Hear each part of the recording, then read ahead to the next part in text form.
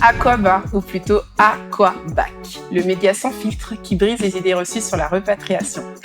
Alors, on a déjà diffusé quelques épisodes et nos premiers retours nous ont laissé entendre qu'on avait peut-être un peu oublié nos bonnes manières. Donc, on voulait corriger ça. Exactement. En nous présentant, et ouais, on a zappé de se présenter. On était tellement chaud pour vous partager des bons plans et des infos et des super partages que... Oui, de toute façon, c'était prévu, on allait le faire, mais c'est juste qu'on a un peu... on va dire, en termes de timing, on n'a pas été très bon. Voilà. Tu penses qu'on a désactivé le mode... ou activé le mode milité. On était en mode mettons en avant nos invités. C'est ça, exactement. Ouais. C'est ça, je pense. Du coup, épisode spécial pour corriger ça. Exactement. Hello, ouais. Donald. Hello, Ismaël, comment tu vas aujourd'hui? Écoute, ça peut aller. Ça peut aller. L'histoire ne dit pas que ça fait 2 heures qu'on est en train de faire le setup, mais ça peut aller.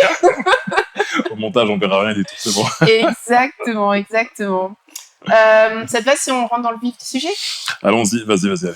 Écoute-moi, l'une des premières questions, générique, classique, ouais. c'est ton ADN. Qui es-tu, Donald? Qui suis-je? Écoute, Donald, Ala Langby, je suis né et grandi à Bordeaux, en France, de parents centrafricains. Okay. Une famille plutôt large, hein, on va dire de 4 enfants. Moi, je suis le 2e. Ouais. Et donc j'ai grandi en France. Après, j'ai un peu bougé pour les études. Je suis, en termes de background, on va dire professionnel, je suis ingénieur informatique. D'accord. Grosse tête? Moi, non, petite tête. Regarde. Enfin, ma tête est grosse, hein. On le voit, mais non, ça va. Tranquille. Voilà. Mais oui, j'étais pas un mauvais élève, quand même. Pas un mauvais élève. Et donc après, installé à Abidjan depuis 2020. Ok, c'est pas mal pour une entrée en matière, ça va. Ouais. Mais on va gratter un peu plus. Hein. Oui, en tout cas, moi, je vais y aller. Prépare-toi. Ce n'est que le début. Exactement. Et donc toi, alors qui es-tu, Ismaël? Waouh, t'as 2 heures? Non. Synthétise. Alors moi, je m'appelle Ismaël Clédio, comme vous le savez déjà. Je suis d'origine béninoise. Moi, je suis née au Bénin. Je suis arrivée en France à l'âge de 3 ans. Yes. J'ai fait toute ma scolarité jusqu'au collège. Petit accident de parcours. Je retape ma 3e. Je vais faire un tour au Bénin. Bon, ça arrive. Courant. Assez courant. Donc, je fais un séjour de 2 ans au Bénin. C'est ça, mes premiers pas, moi, en fait, sur la terre-mère. D'accord. Et je reviens pour passer mon bac en France. D'accord, ok. Voilà. À l'issue de ce bac, je fais des études et autres. Et mon background professionnel, je dirais que c'est plutôt très orienté conseil, secteur public, finance. Donc, je travaille 5 ans chez Ernst & Young en tant que consultante dans le secteur public sur des projets de coopération internationale. Et ça me permet de basculer après auprès des affaires étrangères. Donc, plutôt sur le volet diplomatie culturelle, mais toujours budget, finance, orga, audit et autres. Ouais. Et c'est en 2017 que je me dis, moi, j'irais bien refaire un tour au pays. Ah ouais, du côté des continents. Et donc là, je prends un mandat de 4 ans en tant que secrétaire générale de l'Institut français. Et ça, c'est mes premiers pas en tant qu'adulte autonome, du coup, en Afrique. Et j'en garde un très bon souvenir.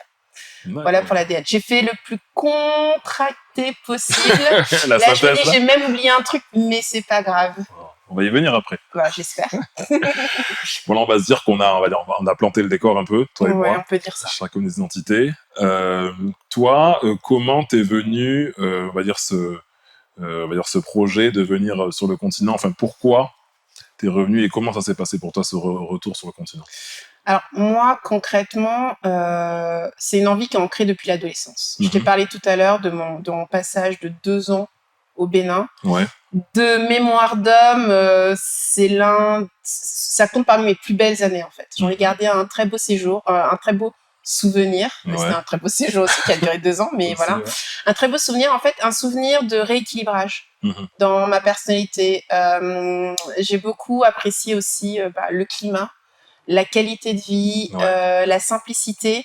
J'avais beaucoup de préjugés sur l'Afrique. C'est marrant parce que tu grandis en France et malgré tout ce que tes parents te transmettent sur ta culture, tu continues d'être énormément abreuvé par les images de Médecins sans frontières, bon, tu vois, je te dépeins pas le décor. Et quand j'arrive, en fait, je me prends une claque.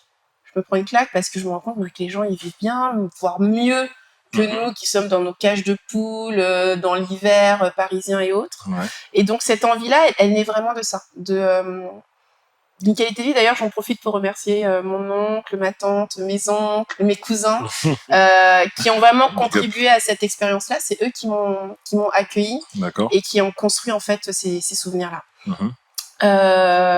C'est essentiellement ça en fait. Moi, c'était une volonté de ne plus être dans la différence et plus dans l'appartenance et de reproduire cette sensation que j'avais vécue adolescente.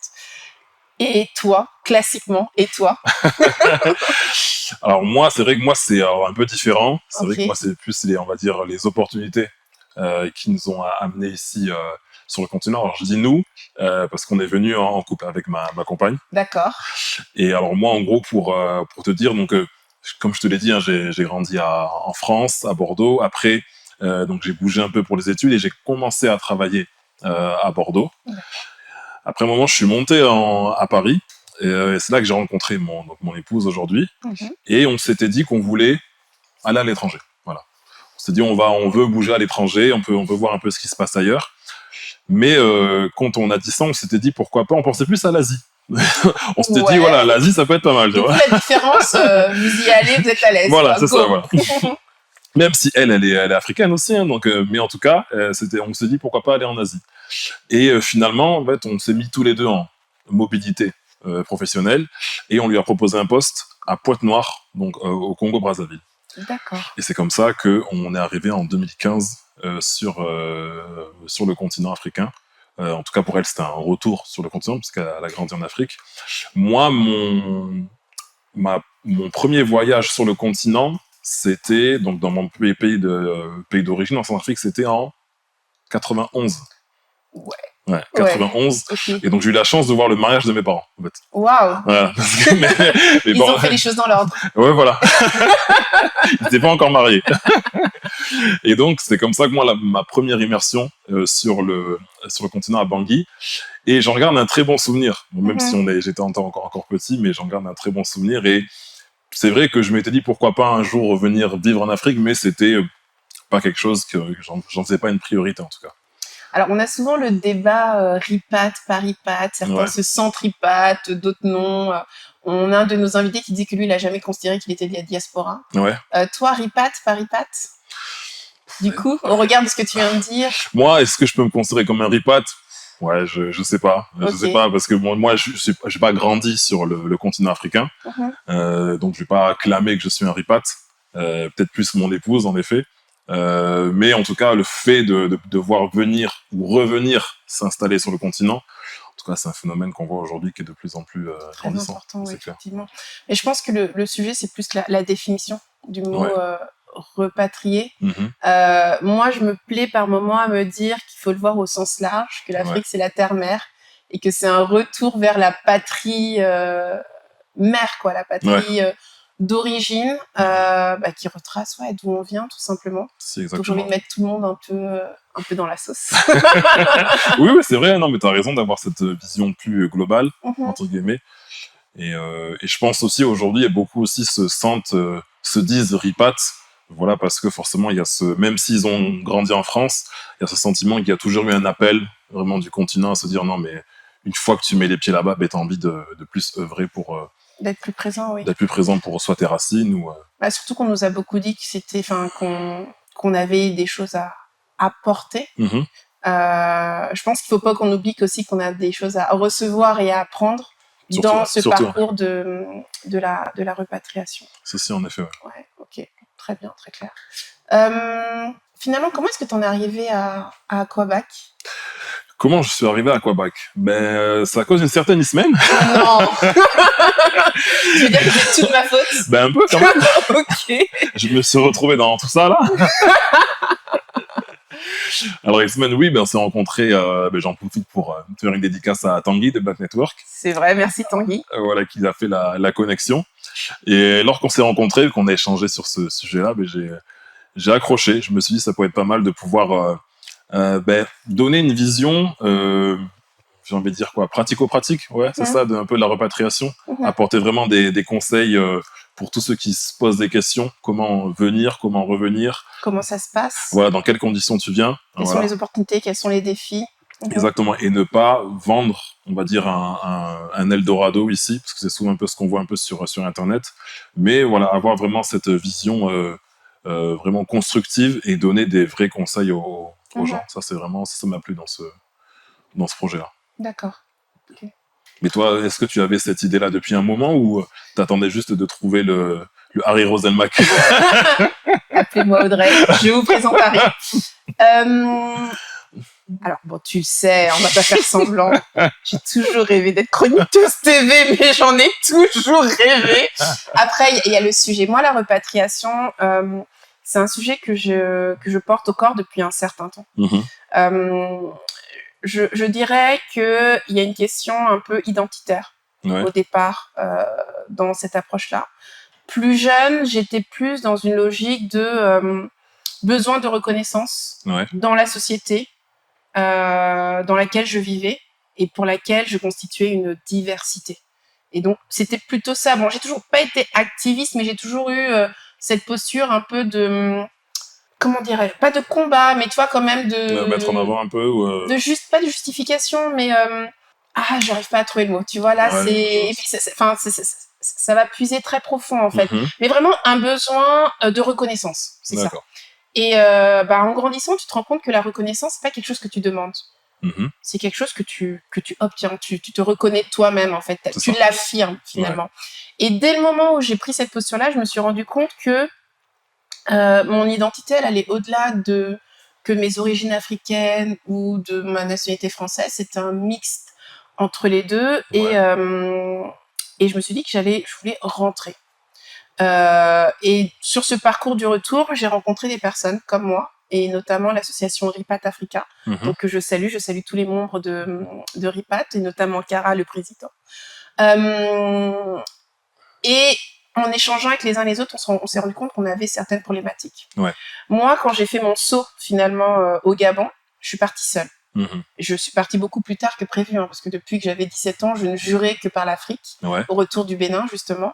Et arrivée seule finalement au Gabon, j'ai vu les défis par lesquels je suis passée, et encore le Gabon c'était particulier parce que c'était un soft landing. J'étais expat, j'étais dans un cadre hyper sécurisé, il y avait vraiment eu un process d'onboarding et autres, donc j'étais pas livrée à moi-même. Et à partir de là, je me suis dit, mais en fait, les personnes qui viennent ne se rendent peut-être pas compte de certaines réalités. Et puis, un peu comme tout le monde, je regardais YouTube et de temps en temps, je tombais sur un certain Philippe Simbo, un certain investisseur africain, et ainsi, et les uns et les autres. Et je trouvais que le propos, qu'il y avait beaucoup d'angles morts. Sans rentrer dans une forme de jugement, je trouvais qu'il y avait beaucoup d'angles morts. On parlait beaucoup d'investissement, on parlait beaucoup d'entrepreneuriat, on parlait beaucoup d'opportunités, mais on parlait pas du fait de comment est-ce que je fais pour trouver ma voiture, comment est-ce que je crée mon entreprise, mon appartement, comment ça se passe, les interactions avec les uns et les autres. Et je trouvais que tout cet aspect-là méritait d'être mis en avant. C'est ça. Et au moment où je te rencontre, j'entends ta voix de baryton, je me dis waouh, faut que je fasse un podcast. Et là, je me dis quel est le sujet le plus naturel? Naturellement la repatriation. Je peux pas dire que c'est quelque chose de pensé. Je pense vraiment que la rencontre et l'échange, les bonnes énergies qu'on a eues, ça a accéléré. Et la manière dont on a partagé nos expériences, je me suis dit mais vas-y, faisons ça. Même si ça a mis du temps, le projet a germé longtemps. Il a mis du temps à germer. Il a mis du temps à se concrétiser. On a eu quelques accidents. Voilà. Donc les joies de vouloir créer un podcast en Afrique, mais ça sera pour un prochain épisode. Exact. On est encore dedans. mais voilà, c'est ça les principales raisons, c'est de vouloir partager mon expérience de manière pratico-pratique. Je trouvais ça sympa qu'on soit deux, parce que c'est deux voix aussi qui se rencontrent. Puis bon, on s'amuse bien. Tu t'amuses bien, non? Oui, exactement. Du coup, et moi, ce que j'aime bien aussi également dans nos parcours, c'est qu'on a une coïncidence, c'est qu'on a tous les deux d'abord fait l'Afrique centrale. C'est vrai. Et après, l'Afrique de l'Ouest. Donc ça nous permet d'avoir ces deux aspects de l'Afrique francophone et de pas forcément de comparer, mais déjà, on a quand même une expérience en Afrique centrale, donc ça nous permet de voir un peu comment étaient les choses là-bas. Et de s'appuyer aussi un peu dessus. Mais alors, Oui. justement, peut-être Congo, Côte d'Ivoire, qu'est-ce qui est mieux? Ouais, c'est ça. Non, on nous pose souvent la question, mais non, il y a vraiment, c'est vraiment différent. C'est vraiment deux vibes différentes. Pointe-Noire, donc c'est plus petit, 1 million d'habitants, donc c'est l'équivalent du Pougon ici. Tu vois, c'est un gros quartier. Mais au bout d'un moment, forcément, tu fais un peu le tour, parce que bon, vu que c'est une petite ville, quand tu vas au restaurant, quand tu vas faire tes courses, quand tu vas te promener, forcément, tu dis bonjour à beaucoup de personnes. Donc au bout d'un moment, il fallait un peu changer. Mais ce qui est bien, c'est que tu es dans une petite ville et vraiment sympa pour aller au travail. Voilà, tu mets 5 minutes, 7 quand il y a des bouchons. Donc ça, c'est vraiment un confort de vie, un cadre de vie qui est bien. Ouais. Et on était vraiment face à la mer. C'est-à-dire que vraiment, on a un bord de mer qui est là.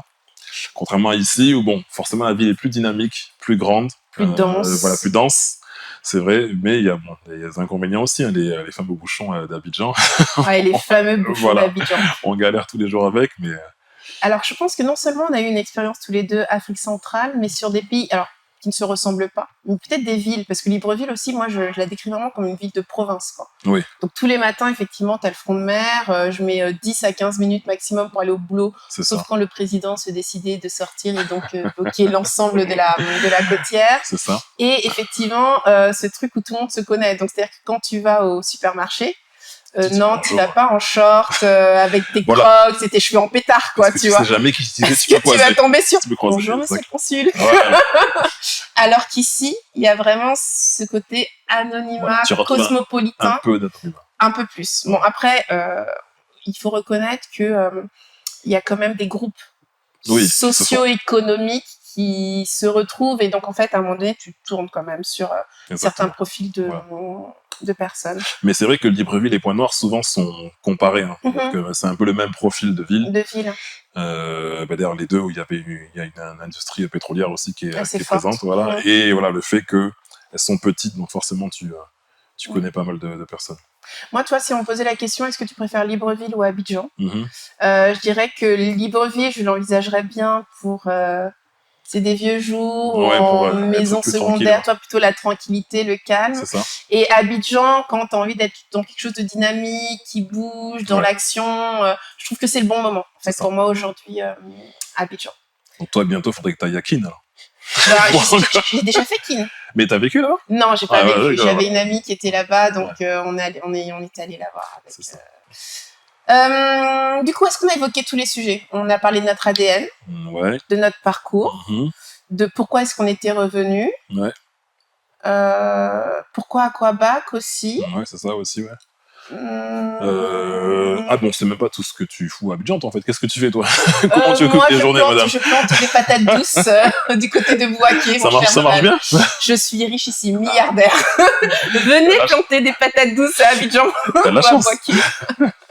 Non, effectivement, on n'a pas dit ce qu'on faisait actuellement en Côte d'Ivoire. Et c'est un sujet parce que ça va revenir quand même tout au long du parcours. Écoute, moi, pour ma part, on va dire que j'ai beaucoup de casquettes. Peut-être un peu trop, comme on me le dit souvent. Ah bon? Est-ce que tu arrives à gérer ton temps? Alors, le premier sujet, clairement, moi, ce qui m'a amené à Abidjan, c'est d'abord le tourisme. Une entreprise qui s'appelle African Explorer, qui organise donc des voyages touristiques avec la particularité d'offrir des voyages en camper van. Mais pas que. J'organise des circuits loisirs classiques. Hôtel, voiture, location de voiture et activités.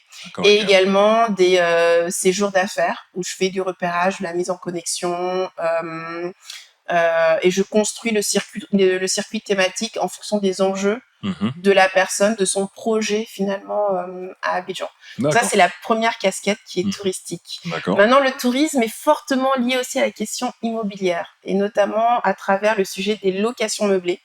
Ça fait un peu plus d'1 an aujourd'hui que je travaille dans une entreprise qui est spécialisée sur la location courte durée à Abidjan, le leader. T'imagines, je bosse chez le leader. Bravo, madame. Qui a été, on a eu un prix d'ailleurs. J'ai vu ça. Du tourisme. Ah, tu vois. Bravo.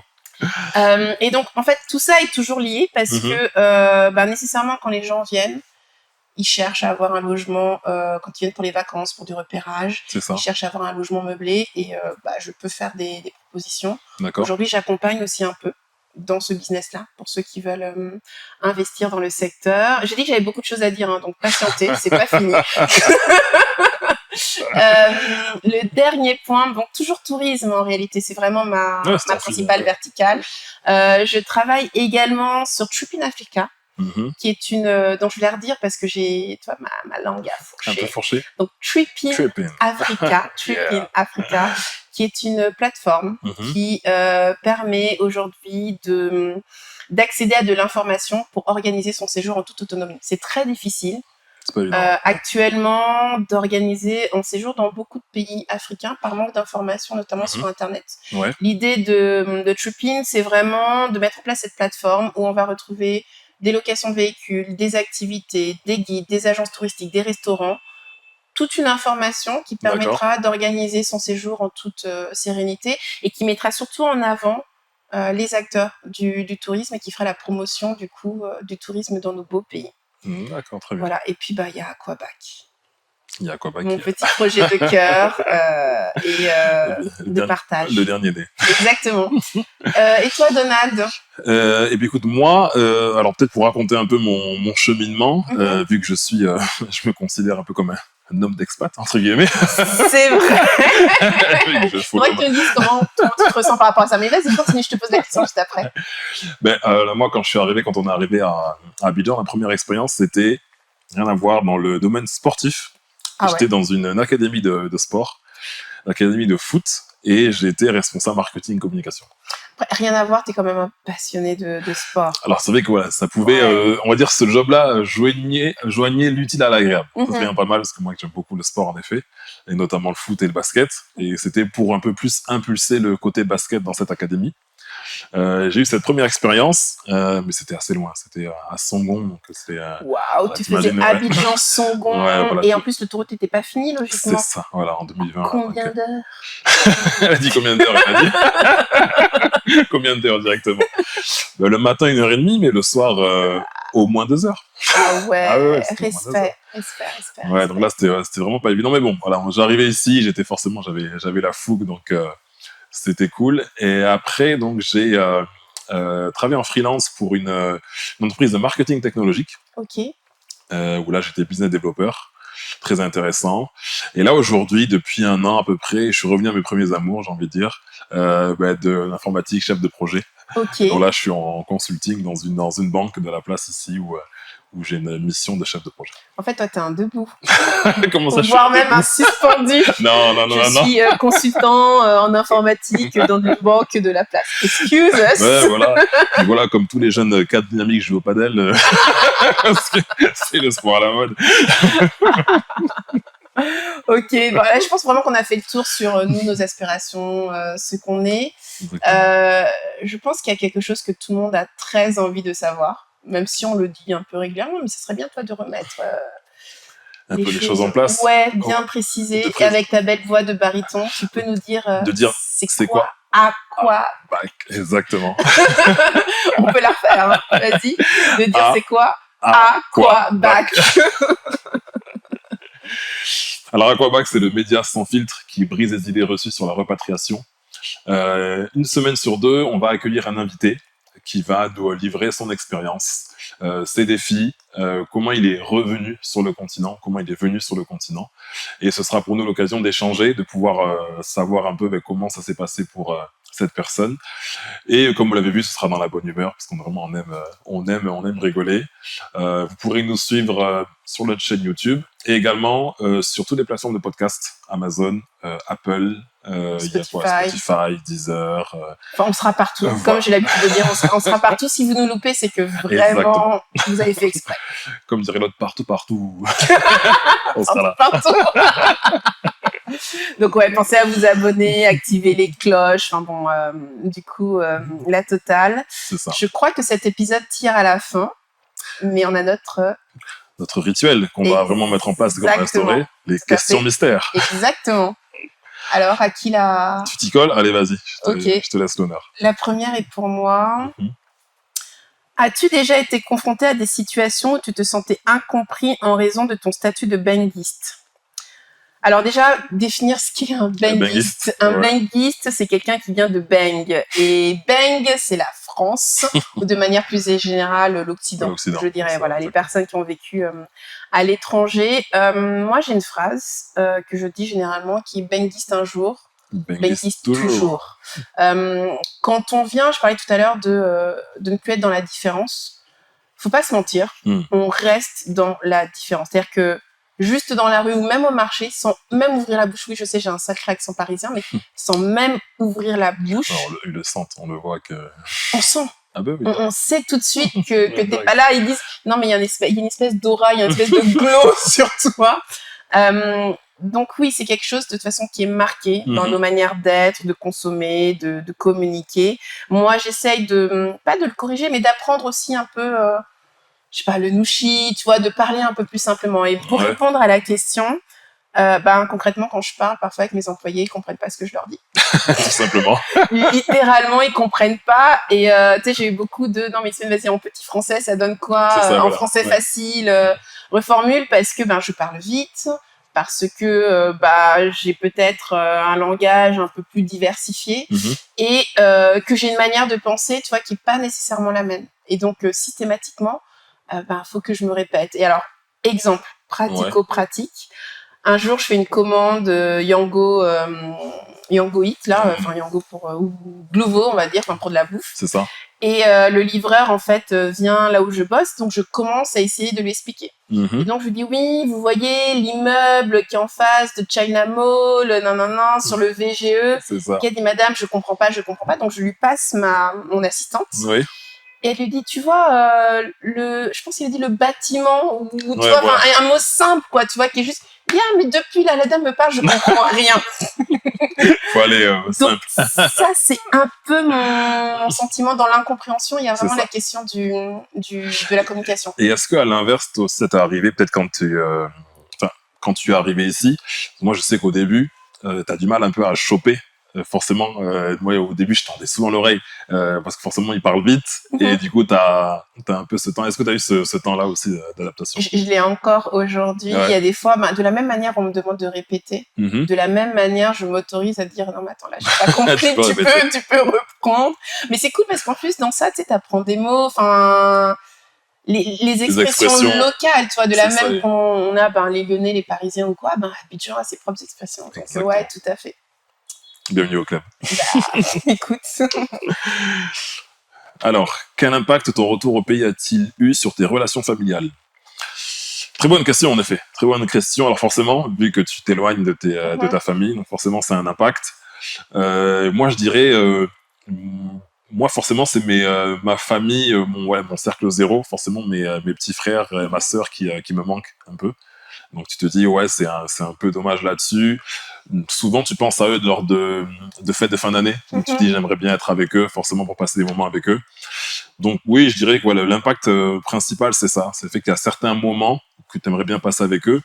L'impact aussi dans l'autre sens, c'est que tu rates beaucoup d'événements qui sont là-bas. Voilà. Ça c'est vraiment le pendant de tu rates plein d'événements. Tu rates plein d'événements et ça c'est vraiment, je pense qu'on le vit tous en tant que de personnes vivant à l'étranger. Donc c'est ça. C'est notamment rater les moments comme ça. Et puis des fois il te manque lorsque tu veux partager des moments aussi. En fait, c'est vraiment l'éloignement finalement. C'est ça. Mais attends, tu peux déposer la question si tu souhaites, mais je vais gratter un peu parce que tout à l'heure on a parlé de homme d'expat. Oui, madame. C'est comme ça, j'adore l'appeler. Je dis homme d'expat parce que souvent, concrètement, on dit femme d'expat parce que c'est les femmes qui suivent leurs compagnons. Mais comment tu l'as vécu? Parce que tu pensais que j'avais lu, mais j'ai pas oublié. T'as pas oublié? Non. Comment tu l'as vécu? Est-ce que ça change quelque chose dans ton quotidien? Comment les gens réagissent à ça? Un homme qui suit son épouse? Écoute, non, moi ça va, je le vis très bien, il n'y a pas de problème. C'est quand je repense à notre expérience au Congo, où forcément il y avait, quand tu discutes un peu avec les gens, tu te présentes et il y en avait certains qui réalisaient mais Donald, en fait, du coup c'est toi qui as suivi madame. Il y en avait certains qui m'enviaient, qui disaient j'aimerais bien être comme toi, madame qui travaille et moi je suis tranquille à la maison. Bon, moi je travaillais quand même, donc j'étais pas non plus en mode je reste à la maison, donc j'ai toujours travaillé, j'ai toujours réussi à trouver du taf. Donc non, globalement, je l'ai bien vécu. Après, tu sais, dans nos familles africaines, forcément, la tradition veut que ce soit l'homme qui dirige, voilà, et la femme qui suit. Ouais. Donc forcément, oui, il y a quelques mises en garde, forcément, qui ont eu lieu. Mais non, moi, je suis tranquille avec ça. Mais je sens, des fois, dans certains regards ou certaines... Une interrogation qui disent, voilà. C'est ça, voilà. Non, sinon, ce qui m'est arrivé des fois, au Congo, ici, non. Mais en fait... lorsqu'en fait moi quand on était en voiture, moi je conduis et quand madame est à côté, bon on me prend pour le chauffeur par exemple. Tu vois là, ça par contre ça, c'est des choses moyens et bon. Voilà, mais bon voilà, non après bon c'est il faut juste remettre les gens en place et puis après c'est bon quoi. Ouais, ou leur expliquer gentiment quoi. Exactement. Beaucoup de pédagogie. Du coup c'est à mon tour. Allez vas-y. J'attaque. Comment as-tu expliqué ton choix de repatriation à ta famille et quelles ont été leurs réactions? Alors moi, je suis fille unique, élevée par ma maman. Donc, je dirais que ma famille, la personne principale à qui j'ai eu à expliquer ça, c'était à ma mère. Mes amis, c'est quelque chose que je leur raconte depuis très, très longtemps. Ça. Et d'ailleurs, ils me disent toujours, de toute façon, toi, quand tu dis que tu vas faire un truc, tu le fais. Donc, effectivement, je suis partie. Ma mère a eu beaucoup d'appréhension pendant très longtemps sur la question du retour. Plus jeune, elle cherchait plutôt à me protéger, elle voulait pas que je parte seule en Afrique. Maintenant, le fait d'être partie dans le cadre des affaires étrangères, ça l'a beaucoup rassurée. Une fois encore, c'était un vrai soft landing. C'était pas vraiment le retour au sens le plus dur qui puisse être. D'accord. Donc elle l'a plutôt bien accepté, même si au départ il fallait que je l'appelle tous les jours pendant quasiment 3 mois pour la rassurer qu'on m'avait pas bouffé. Enfin, j'exagère, mais ça, voilà. beaucoup d'inquiétude de voir une femme seule qui fait plus jeune que son âge. Partir comme ça à l'aventure. Mes amis ont souvent dit mais t'es vraiment courageuse, moi j'aurais jamais pu faire ça, mais quelle aventurière. Je pense que c'est un peu dans mon ADN en fait. J'aime bien de temps en temps, tu sais, quand tu secoues un peu tout, tu fais table rase et tu recommences. D'accord, voilà. Okay. Très bien madame. À ton tour. Si tu pouvais organiser une fête pour célébrer ton retour, quel thème choisirais-tu?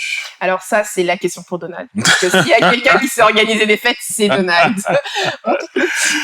Alors, pour célébrer mon retour, du coup, quand ils disent retour, c'est mon retour ici? Ouais, ton retour ici. S'il y avait un thème. Un thème? Qu'est-ce que je pourrais faire comme thème? Alors, j'hésite. Soit un thème, bon, comme tu l'as dit, hein, j'aime bien le sport. Donc, un thème lié au sport. Ou un thème parce que moi j'aime beaucoup la musique et j'aime bien une période où voilà, je dirais pas mon âge mais une période plutôt old school ou peut-être que je la mettrais en mode back to the basics. Donc tu vois, j'aime bien les back to the basics. Voilà, ça j'aime beaucoup. Ça je pense que ça c'est un thème que j'aimerais bien. Ok, non ça le fait le back to the basics, franchement bien. La dernière pour moi du coup. As-tu créé de nouveaux liens d'amitié ici? Non, j'ai pas de potes, je suis seule. J'ai pas d'amis, je fréquente personne, c'est la galère totale. Social, tu es sauvage. Je pense que je ne vais pas répondre à cette question. L'évidence est là. Donc, les images parlent d'elles. Pour moi, c'est bon. Donne. Alors, quel est le plat local que tu as essayé en pensant que ce serait délicieux, mais qui t'a laissé une drôle d'impression? Je dirais la sauce biokosseux. C'est quoi la sauce biokosseux? Tu connais pas? Toi, t'es allé loin. Moi, ma première expérience dont je t'ai parlé là, tu sais, quand j'étais à Songon là, j'ai goûté tous les plats. Tous les plats de la Côte d'Ivoire là. Du coup là, j'ai. Et ton estomac? Écoute, je suis encore là. T'as pas connu quand même des moments un peu... Non, ça va. Non, je pense que j'ai un bon estomac. Je pense que je suis bien. Okay. Et alors la sauce biokosseux? Ouais, biokosseux. Alors c'est quoi? C'est la sauce aubergine d'un côté, et après, donc, tu peux avoir du poisson frit de l'autre, puis après, tu vas regrouper les deux, et tu peux manger ça avec un foutou. À chicken, non, quand même pas. Non, plutôt foutou, parce que c'est une bonne sauce. C'est une bonne sauce, ok, d'accord. Et la sensation bizarre venait de quoi? Je sais pas, en fait. Peut-être que, voilà, en le voyant, parce que bon, j'aime bien comme mes plats en sauce, je me suis dit, ça a l'air pas mal, et au final, je suis... Mais les sauces aubergines, on en fait en Centrafrique ou pas? Parce que tu vois, par exemple, au Bénin... On n'utilise pas beaucoup l'aubergine. Enfin, moi, dans les plats, j'ai pas le souvenir de l'aubergine. On a beaucoup de gombo, mais pas l'aubergine. Pas beaucoup non plus. On est plus sur le manioc. Bon, après, classique, les sauces arachides. Mais ouais, non, sauce aubergine, j'ai l'impression que c'est beaucoup plus... Par contre, au Gabon, beaucoup de sauces aubergines. Et elles sont très bonnes. Elles sont fumées et tout, c'est une tuerie. Écoute, à goûter. Monsieur Donald, Mr. D.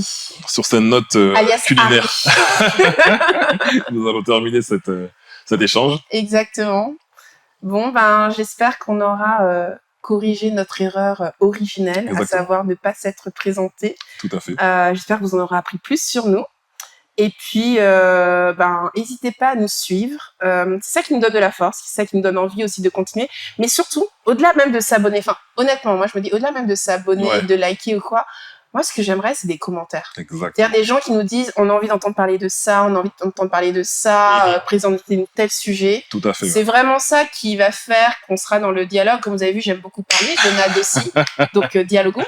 C'est ça, c'est vraiment ça qui va faire grandir la communauté. Donc, on veut vraiment que vous nous disiez les sujets que vous voulez. Est-ce que c'est plus sur le logement, sur l'éducation, sur la santé, sur le voyage voilà, vraiment, n'hésitez pas à nous dire tous les thèmes que vous aimeriez voir, entendre, être traités.